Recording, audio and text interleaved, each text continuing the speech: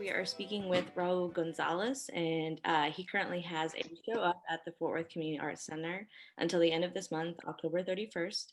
And I am Erica Suarez. I am a fellow at the Fort Worth Community Arts Center, and I'll let you take it away, Raul.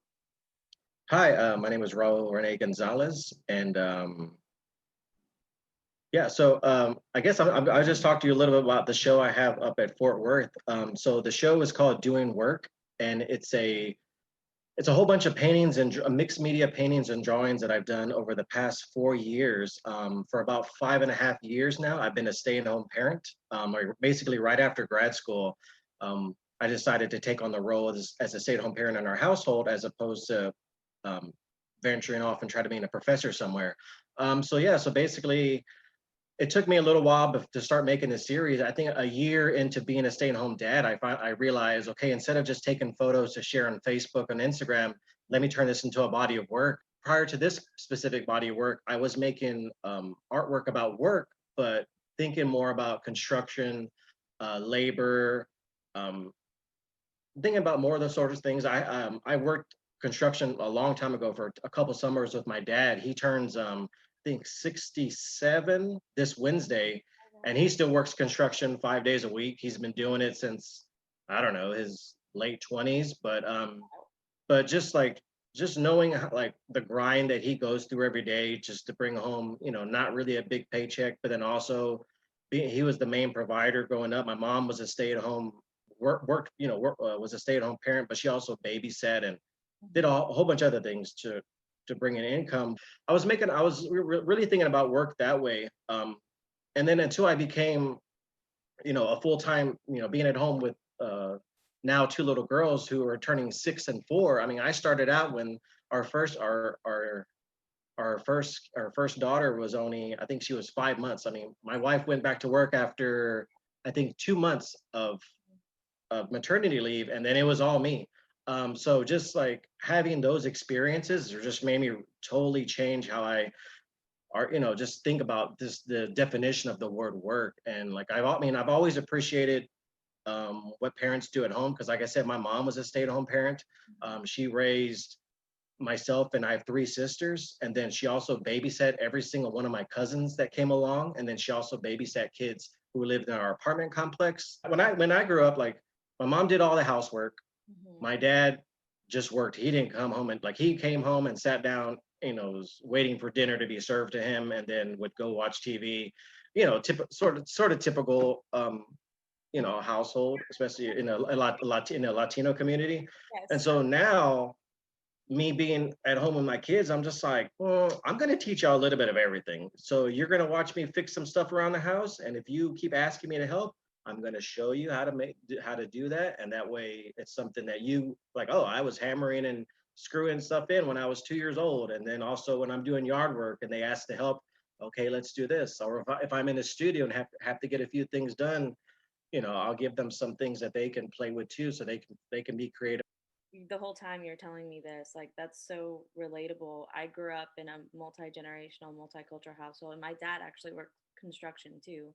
Huh. And he worked at the truck yard, and we would pick him up. Same thing. There was a lot of like typical Latin household where my dad expected the food to be ready, and my mom put off a lot of her career herself just because the woman is supposed to stay at home and take care of the kids and all that stuff. I find that super interesting. I was actually looking at some of your work at the Art Center, and like I noticed those paintings on, I think it was construction material of Hmm. your daughters, hammering and, like you said, assisting you with, small tasks to teach them, this is how you hammer something. And I think that that's really beautiful. And you don't see a lot of fatherly figures in art as far as, and I think that that's wonderful. Where would you say your style falls between completely intuitive and calculated? Right down the middle. Um, Once I start combining the materials, that I think that really all comes intuitively, because a lot of the work is really, I mean, it's a combination of painting and drawing and Mhm. illustrate, and I would say illustration. So like drawing, painting, illustration. So as I'm making them, sometimes for some of them, I know specifically, okay, this is going to be an entirely acrylic painting. I'm not going to use anything else. And so some of them are like that, or some others I'm just only using ballpoint pen, and then that's all I use. It's just a straight, a depiction of whatever image I'm looking at. But then some, I mean, I just keep a lot of materials around the studio. I also repurpose a lot of my work. So even work from other series. So some of the work, the mixed media pieces that are in the show, there's some small pieces on cardboard where there's pieces of duct tape, um, and there's images drawn within them. So the way some of those came about, those pieces of cardboard came from some of my duct tape installations that I've done in the past. So like I keep all that stuff, and sometimes I put some stuff away, and sometimes I just keep stuff out because it just gives me stuff to play with and experiment with. You already touched on a little bit of, kind of having those elements from construction and, saving some of that material from installation work that you've done and applying it to, your life right now or your life with your daughters. So what else kind of inspires you or you need to have around you when you're working? I need a really good playlist, and I regularly make playlists on Spotify that I'll bump on in the studio. So it usually sounds like a nightclub in here.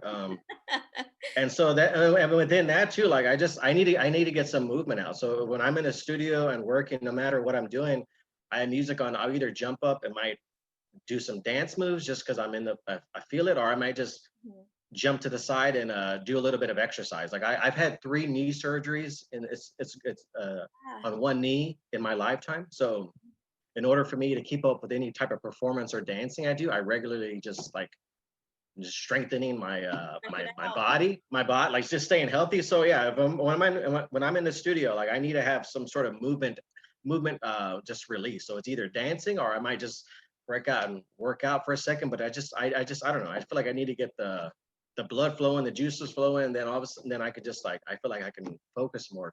Just like my kids do, get the wiggles out, and then Yeah. and then that way I could sit down and start working.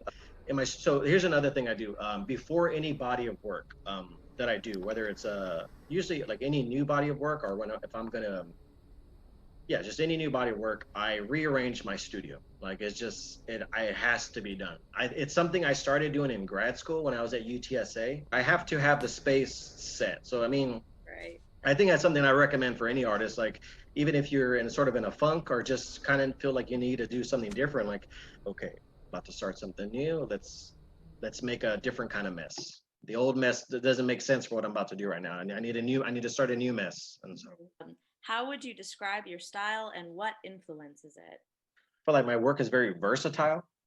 So it's just like I do a lot of different things. And then I'm dealing with both realism and abstraction.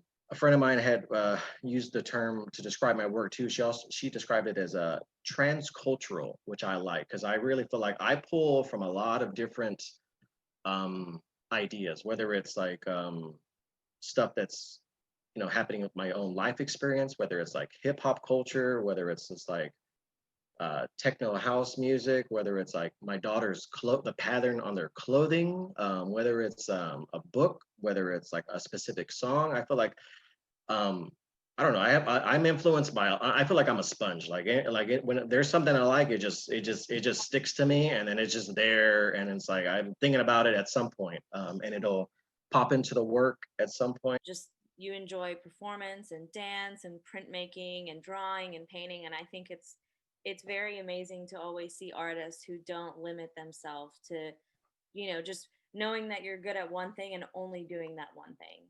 It seems No, you don't become a better artist if you just kind of limit yourself to just you're too afraid to jump out of that box. I agree. I think the most important thing about being an artist is like just always learning something, like learn a new process. I mean, I think like growing up wanting to be an artist, I didn't want to be an artist so I can do the same thing every day. I mean, I've had plenty of jobs where I've done the same thing every day. Yep. I just enjoy learning something new and being able to incorporate that into future endeavors. Absolutely. Yeah. Well, thank you so much again for taking the time to talk to us here and let people know how they can find your work, get in touch with you. That would be really great. Okay, cool. Yeah, thank you so much, Erica. This is really nice to sit and talk with you for a little while. So if you want to follow me, you can follow me at artistraulgonzalez.com. It's Gonzalez with a Z at the end. I'm also on Instagram under Werkin. That's Werkin with an E, no G. So Werkin underscore artist Raul Gonzalez. And I'm also on Twitter. It's just Werkin underscore Werkin artist. It's just Werkin underscore artist. So I really just use those three things. I'm not really on Facebook that much, but yeah, you can find me on Instagram and on my website. Awesome. Well, thank you so much.